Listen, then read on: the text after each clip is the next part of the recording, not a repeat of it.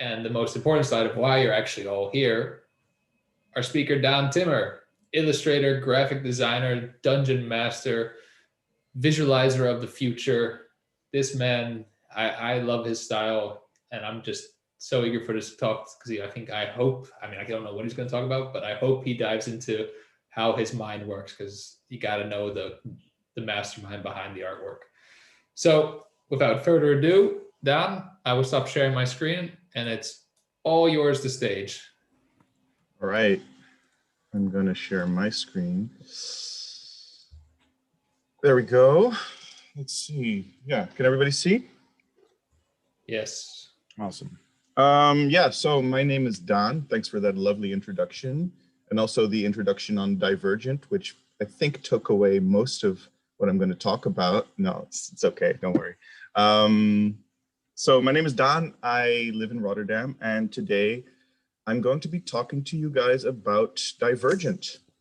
So Divergent is a 2014 sci-fi movie starring Shailene Woodley as a budget Jennifer Lawrence. And we have Kate Winslet, who's the bad guy. So I'm wondering, how is this movie divergent from all the other young adult films that graced the screens in the early 2010s? And that will be the topic of today's talk. Of course, I am only kidding. That was just the first thing that popped into my head when I was asked to speak by Creative Mornings about Divergent. And the urge is strong to just go ahead and review sci-fi movies, which I love watching, but I think I want to keep things professional. So how about I truly introduce myself? I'm Daan Timmer. I was born in Zwijndrecht, which is a great place.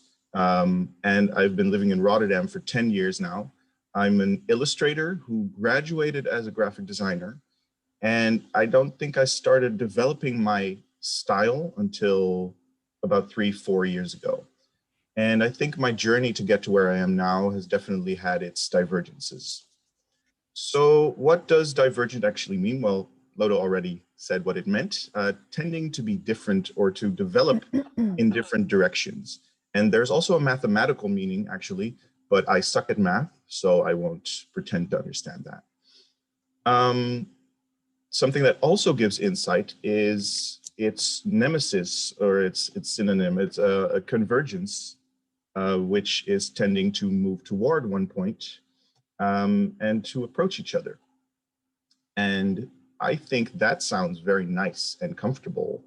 And it sounds like plans working out and people coming together to create wonderful things. Whereas divergence sounds scary and unknown and with no idea where things might end up. And maybe even things breaking apart and never coming back together.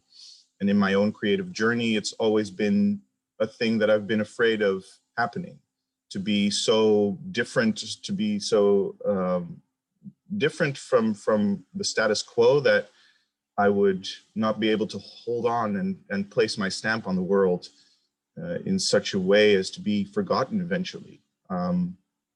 Well, I think I should start with my first divergence in life, which was when I was around 12 years old.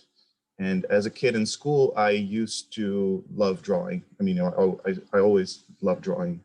And I would only get 9s and 10s at like the creative classes that we had. And whenever I didn't do school stuff, I would draw Dragon Ball Z or Pokemon, which was just, those were the shows of the day for me.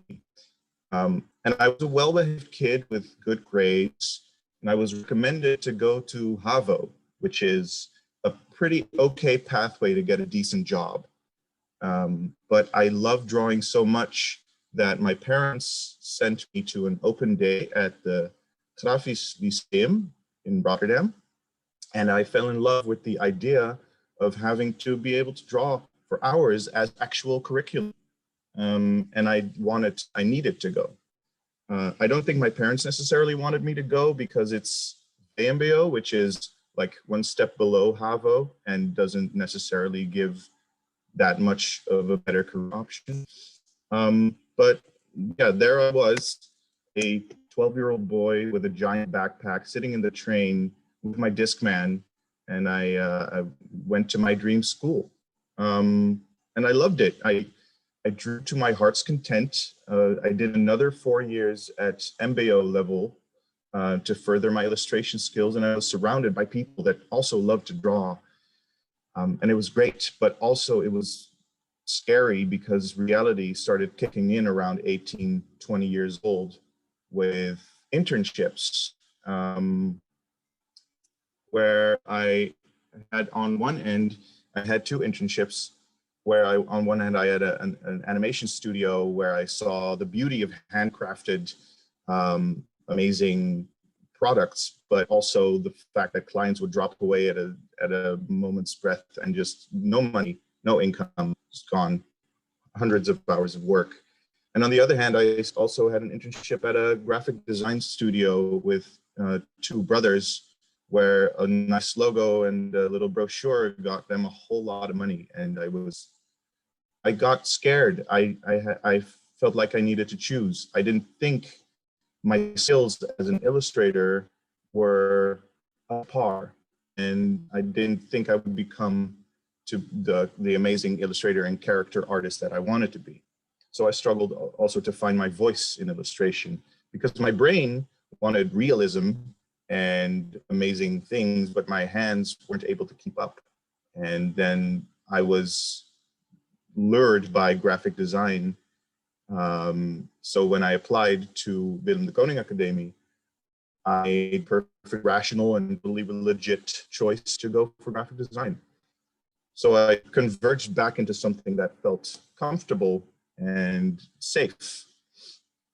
And the following 4 years were incredible, but also very unproductive because I did learn a lot about design. I learned a lot about conceptual thinking, but I never truly felt a connection to it. And it felt like my illustration skills started regressing because I didn't touch a pencil for 5 years, actually, because it took an extra year to graduate. A year filled with existential dread and more uncertainty of my skills because I didn't feel like a designer. But I did, and I did graduate, and there I was, a designer who then, as you do, I took a design job.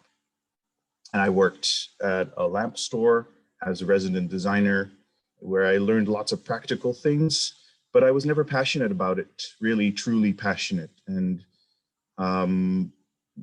with all of this knowledge, I could be able to hold a job, but I felt like I grew still and I got bored. So one day I kind of decided to pick up a pencil and kind of just start drawing. And it was like, when those clouds open up and the rays of sunshine start peeking through and there's angelic voices, and I was in a daze for about 3 weeks. And I drew 10 pages of what you see in front of you on the screen of a small comic called Dr. Codswallop. I have since then never been able to recreate the flow that I've been in for those 3 weeks, but it did kickstart my engines and I was on again. And I started giving myself little assignments, drawing more and more. I made an Instagram where I just wanted to put something on every day. And I started developing something. I was forcing myself to draw. And in doing so, I found a voice, my style, I think. And I started drawing things like this. And that's actually someone I know. Huh. And this as well.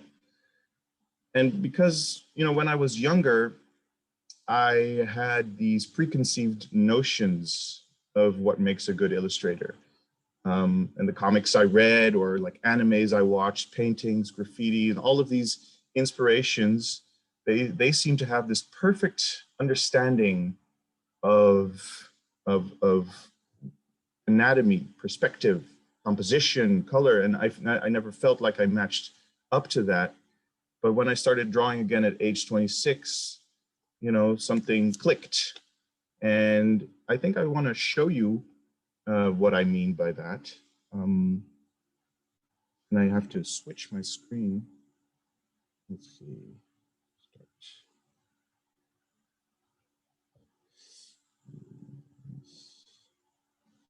Let's see. Yeah, there we go. So I got my trusty little iPad here. Any self-respecting artist, buys an art book that details how to draw certain things, faces, noses, arms, eyes, how a muscle flexes when an arm bunches. And you get all these techniques, and I thought I had some talent in that, but I never felt like I was good enough. So when I really started drawing for myself, I had to relearn certain elements. So like, for example, I'm drawing a face right here, and this is how I would do it when I was younger. You get these ideas of, okay, you create a circle and then you put lines in that give the direction of the face. So he's looking in this direction, and you give a little circle to here that this is the mouth area, I guess, and it works. It works on paper, obviously, literally. You get this line for the eyes, and you start drawing the eyes, and you get this line above. You can make the eyebrows there, and I guess somewhere here the mouth goes because these lines connect here. And this is sort of textbook drawing things that I've learned, but it never really got me to where I wanted to be. You go and then you draw a nose here, and I guess it works. It connects here, and the jawline is this, so you can give that a little bit more definition, and that's great. And then we give him some hair to finish it off, but I never felt connected to a character like this. And I had to relearn what I wanted to do with that when I started drawing again. So I took all of these noses and all of these faces and all of these eyes, a little iris because eyes have irises.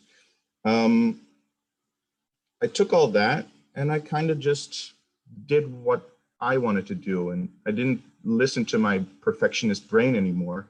I started letting my hand guide it. And as a result of that, I just started somewhere differently. Like, instead of making a bow for the head, I just drew this line that I felt like this is a nostril. And I wanted to make a mouth next. So I felt like this line of the nostril that finishes it connects into the upper lip. And then we put a little line underneath that nostril, and we go up to create a nose. And then we can follow this line that I made for the nostril right here to make the lips. We connect that together like that. And then we have this nose right here that we can make an eye out of that. If we follow the top of that line down again, we give that eye definition and make it look a certain way. We can continue the line of the nose, go up a little bit, go around to create an eyebrow, and then we know where the eyebrow next to it can be. So we go right here. And then below that, obviously, should be another eye. That also looks in the same direction, otherwise you would look wonky. And now with the eyebrow on the right, we can connect down to create the rest of the face. Now it's not going to be perfect, but that's fine. And then we have the eyebrow right here. It also connects, there we go, to the ear. And from the ear, we can go down into a neck. Give him a little, there we go. And then we basically have a face. And it just felt like the lines I was creating were basically just me. Let me go back to the presentation. Okay. Share screen. Boom. I think we're back again, right? Yeah. So what I did was recreating not just the lines I learned from what I thought was incredible illustration. No, I felt like I needed to diverge from those things that I learned. And I just actually started drawing me. All of the shapes that I make, hands, bodies, butts, they're all these different variations of me. And I slightly altered them here and there to make them thinner or thicker, to rounder or sharper, and in that way I could create from me. I could also create a man or a woman that looks different or something in between. I can change the colors of the skin, and I felt all of a sudden like I had a style.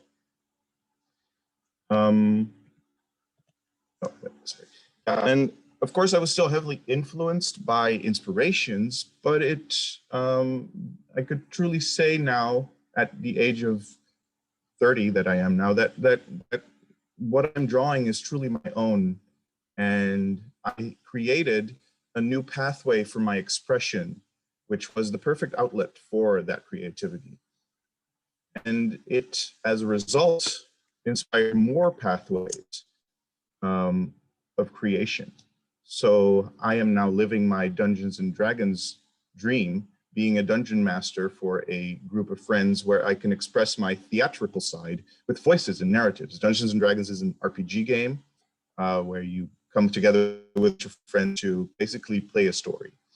And this also allows me to be more social and to show more of my quirky side. Another pathway I took was quitting my job in the middle of a pandemic, where I was basically just creating PowerPoints all the time, and I just had to stop. I quit that job with little to no buffer to just start freelancing. And that's what I've been doing for the past 6 months. And if I hadn't learned to create work that I wanted to create and to move away in different directions than from what I was taught, I wouldn't have made those steps. Like these works that I just showed were works I made for Versbeton. And you know, this nose right here, that's my nose. It's just my nose, and I love drawing my nose, and it's one of my biggest inspirations, honestly. In any case, I am no longer scared of diverging. Actually, I think it brings more and more, and it doesn't endlessly break away or change. The pathways, they actually come back together again to converge. So I feel like convergence and divergence are best friends, and they determine the flow of life if you let them. So to end this presentation on a quote, may the odds be ever in your favor. Oh wait, actually that's from the Hunger Games. So I don't think, no wait, I'm sorry, it's the wrong one. Anyway, thank you for letting me speak. I hope you got a little insight into what I do and into Divergence itself. Super nice. I really love how you came full circle with Jennifer Lawrence. Thank you. You diverge and converge. It's perfect. The story within a story. Awesome. I want to open up the floor to any questions that we may have. So if you have a question, unmute yourself or just throw it in the chat. And I'm sure Daan will have some answers for you, of course. But maybe I'll kick it off with a question, Daan. You talked a lot about unlearning to draw, and for myself, that triggered me to think that I did industrial design in bachelor's, and that's where you learn really how to draw really perspective products and whatnot. But then as you kind of go into the real world, you have to forget that. So what would you tell students now when they're going to a drawing class? I mean, the basics are definitely necessary to have. Just it's a tool set, you know. If you know the tool set, then you can pretty much do anything you want. But it's what I think is important is that you never forget that what you want to create is more important. and for yourself. And if you want to put a line a little bit different, then you should definitely always do that. I don't know. To me, I think having the tool set is at the end of the day, it's a skill that you can improve in. So it's always good to have, but you need to make your own lines and whatever that can be. Yeah. I like that. Make your own lines. Make your own noses. Yeah. Exactly. Yeah. Are there any other questions out there floating? I have a question from Laura. Laura, if you want, you can unmute yourself. I don't want to take your thunder. Or I can say it. Yeah. Oh, you're on mute still. I see. Okay, I'll ask it for you. Don't worry. Well, from Laura, what gave you the courage to push through to start off as a freelancer? Being in a place where I really didn't want to be. That really pushed me to. And I don't think it wasn't necessarily the most healthy choice, or at least I wasn't in the most healthy place. But I needed to get away from all of the things that I felt were holding me down, and I just needed to. I don't know. It's like you're in a place you really don't want to be. You want to escape, almost, and freelance it's an escape into actually the world that I wanted to be in, and as a result, I'm a lot happier and healthier for it. Yeah. Super nice. Thanks, Laura, for that question. Now, a really tough question, Daan, from Alex. Which is your favorite dinosaur? Which is my favorite dinosaur? Wow. God, that's a good question. I think my favorite one. It's a tough. It's like a tie between the one that has the big he can hit you with the. He has this big bald cap. He looks like a monk, you know. And the other one is the one that shoots poison in Jurassic Park. I like those two. I can't make a decision between them. I see people acting it out, so I think everyone knows which one from Jurassic Park. Yes. Yeah. And yeah, are there any more questions for Daan? Louis. Hi, Daan. Hello, Louis. I think I love the topic of Divergent and your choice of going as a freelancer, but taking paths that divert from the norm can bring a lot of uncertainty and fear because you're making your own path. How do you deal with this uncertainty on a daily basis?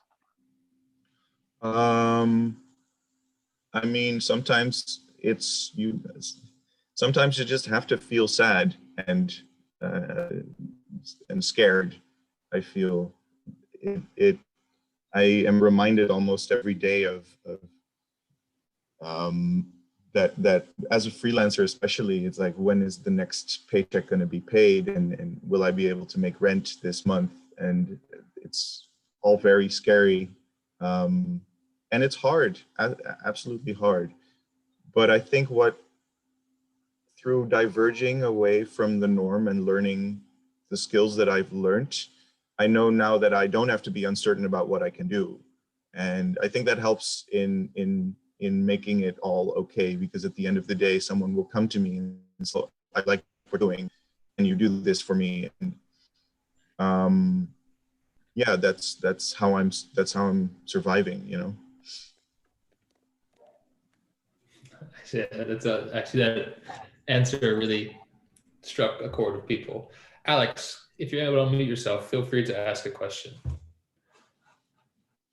How do I ask to unmute? Sorry, you're still muted, Alex. Can you listen to me now? Yes. Yeah, great. So I went freelance 2 years ago, and my friend is going freelance in March. And she's just telling me about all these resources that she found through the Dutch government of like unemployment, then the starter time in which you get for like 6 months, 70% of what you were making before, and all these things. And I keep thinking, I wish I had known all that before I started. So if you could go back in time to before you went freelance and tell yourself something, what would it be? So go freelance when you actually want to go freelance, because I went freelance right when I got out of school in 2015, 16 is when I started my KVK. So all of the things that you said, I don't get those anymore. So that's make sure that when you start freelancing, you want to have all the resources available to you from the start. And I made the wrong decision to do that 5 years ago. So I'm not eligible for a lot of these tax things anymore. Regardless, I'm okay, but it's definitely something to look out for. Yeah. Yeah. And I think we'll end with, we'll end with one more question from Irena. How do your parents feel now about your work? They've always supported me and they love what I do. I think the idea of me having a steady job was something that always gave them a lot of like peace of mind. So they were very frightened when I said I quit my job. Like that's totally not a thing that they taught me to do. At least like if you have a job, you keep it so that you get money. But no, they fully support what I do, and they love what I do, and I love them for allowing me to do what I wanted to do, go to the school that I wanted to go to, you know. So they've always been there. Yeah. Really nice. Then I'm going to wrap it up with one closing question, Daan. Where can we find your work? Where can we stay up to date on all things Daan? How do we keep enjoying this? Instagram at Daan Timmer. I got a website, Daan Timmer with a dash, a dash in between the Daan and the Timmer.nl. TikTok as well, Dandelion, but it's with I think 5 A's because I'll type it in the chat. There we go. That's my TikTok, which I'm starting sort of because it's hip to get on TikTok nowadays. Yeah, those are the main points of contact. Nice. Yeah. Then I hope we all find you and stay up to date. And just for everyone, for all things Daan, yeah, really nice to have you, Daan. I hope we keep seeing your work. I'm always impressed. I will always come to you when I need something that will blow socks off people. So if you need a storyboard, a poster, the comic book you just showed, if I had come up with a comic book idea, I need to come to you. So let's all give Daan a round of applause. I will ask us all to unmute ourselves so we can actually hear it. Woo! But yes. Yay. Yay! Check it out. Super nice.